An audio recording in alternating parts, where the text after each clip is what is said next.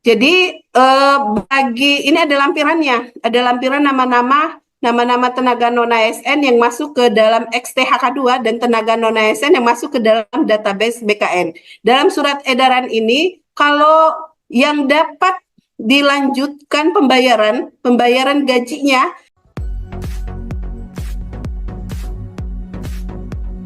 347 tahun 2024 tentang mekanisme seleksi P3K tahun 2024, Kepmen Pan RB nomor 349 tahun 2024 tentang mekanisme seleksi P3K untuk jabatan fungsional kesehatan. Untuk kebutuhan JF dan jabatan pelaksana, jabatan fungsional dan jabatan pelaksana pada pengadaan tahun 2024 ini juga terbuka untuk penyandang disabilitas. Yang pasti dengan persyaratan yang sama dengan CPNS, yaitu dibuktikan dengan surat keterangan dari dokter atau rumah sakit pemerintah atau puskesmas yang menerangkan jenis dan derajat kedisabilitasannya, serta menyampaikan video singkat yang menunjukkan kegiatan sehari-hari pelamar dalam menjalankan aktivitas sesuai jabatan yang dilamarnya. Selanjutnya, setiap pelamar wajib memiliki pengalaman di bidang kerja sesuai dengan kompetensi tugas jabatan yang dilamar pada saat pendaftaran dengan ketentuan sebagai berikut. Paling singkat 2 tahun pada jabatan pelaksana. Jadi pengalaman kerjanya adalah paling singkat 2 tahun untuk pelamar jabatan pelaksana. Untuk pelamar jabatan fungsional di jenjang pemula, di jenjang terampil, di jenjang ahli pertama, paling singkat sama dengan jabatan pelaksana, yaitu berpengalaman minimal 2 tahun. Untuk jabatan fungsional jenjang ahli muda, pengalamannya paling singkat 3 tahun. Semua pengalaman yang di atas itu harus dibuktikan dengan surat keterangan bekerja yang ditandatangani oleh pimpinan unit kerja. Tapi tadi ya teman-teman semuanya ya, paling singkat 2 tahun ini itu secara terus-menerus tanpa putus di jalan. Ya. Ini harus dibuktikan dengan surat keterangan dari pimpinan unit kerja. Untuk seleksinya sendiri, pengadaan P3K, tadi sudah saya sampaikan di depan, harus berkompetisi. Tidak ada yang namanya langsung menjadi P3K. Harus berkompetisi. Ada 2 seleksi yang harus diikuti. Teman-teman semua harus segera, ini kita mungkin dalam jangka waktu yang tidak terlalu lama lagi akan kita buka, akan kita umumkan terkait dengan pengadaan P3K. Sementara belum diumumkan, segeralah menyiapkan dokumen-dokumen yang diperlukan. Bisa nanti melihat dokumen-dokumen apa saja yang dibutuhkan pada pengadaan P3K. Itu sama dengan dokumen yang dibutuhkan untuk pengadaan CPNS. Hanya saja ada tambahan syarat tadi, harus ada surat keterangan bekerja dari pimpinan unit kerja yang masuk ke dalam database BKN atau sudah bekerja 2 tahun secara terus-menerus yang belum pernah mengikuti CAT. Setelah ini akan kita lakukan uji coba. Kami mohon teman-teman yang masuk ke dalam apa yang kami sebutkan tadi untuk menyiapkan alat-alatnya ya, seperti laptop ataupun komputer. Untuk seleksi kompetensi ya, seleksi kompetensi teknis, seleksi kompetensi manajerial, serta seleksi sosial kultural.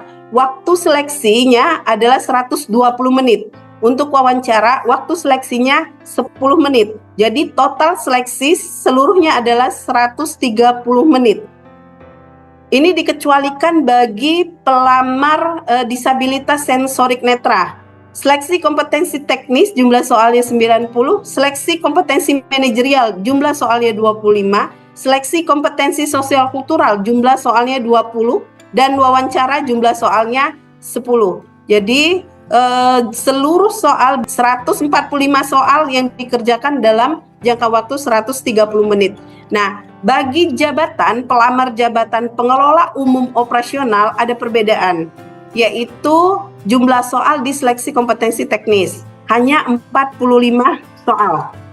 Untuk manajerial dan sosial kultural serta wawancara jumlah soalnya sama. Ya, teman-teman SD dan SMP yang memenuhi syarat, ketiga syarat yang saya tampilkan tadi itu dapat melamar pada jabatan pengelola umum operasional. Untuk tahun ini P3K, pengadaan P3K tahun 2024 tidak ada nilai ambang batas. Jadi kelulusan itu berdasarkan secara berurutan atau prioritas.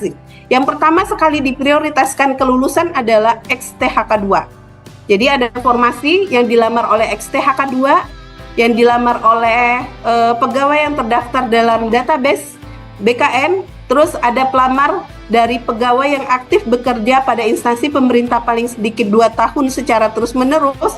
Walaupun nilai XTHK 2 itu lebih rendah daripada nomor 2 dan nomor 3, tapi XTHK 2 akan diprioritaskan untuk lulus terlebih dahulu.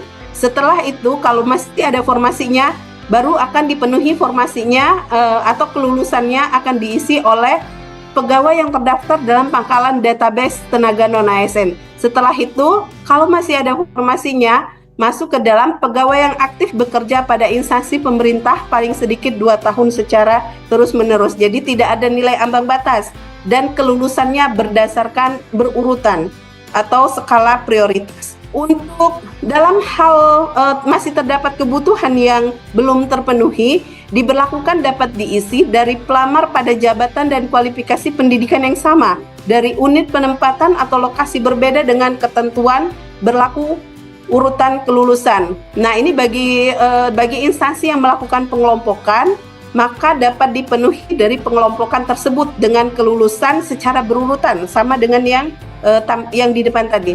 Dalam hal pelamar telah mengikuti seluruh tahapan seleksi P3K namun tidak dapat mengisi lowongan kebutuhan, dapat dipertimbangkan. Ini bukan otomatis diangkat ya teman-teman, tapi di sini redaksinya adalah dapat dipertimbangkan untuk menjadi P3K paruh waktu. Kebutuhan bagi pelamar P3K paruh waktu diusulkan oleh PPK kepada Menteri. Jadi harus diusulkan kembali kepada Menteri dan RB oleh Menteri KP. Jadi ini ada lampirannya, ada lampiran nama-nama tenaga non-ASN yang masuk ke dalam XTHK 2 dan tenaga non-ASN yang masuk ke dalam database BKN. Dalam surat edaran ini, kalau yang dapat dilanjutkan pembayaran gajinya menggunakan atau mekanisme seperti sebelumnya, itu adalah mereka yang masuk ke dalam XTHK 2 ataupun yang masuk ke dalam database BKN. Surat edaran ini berlaku sampai dengan 31 Desember tahun 2024. Setelah ini nanti tidak akan ada pembayaran yang namanya tenaga non-ASN. Karena kita harus menindaklanjuti ya, kita harus patuh terhadap undang-undang khususnya di pasal 66 tahun 2023.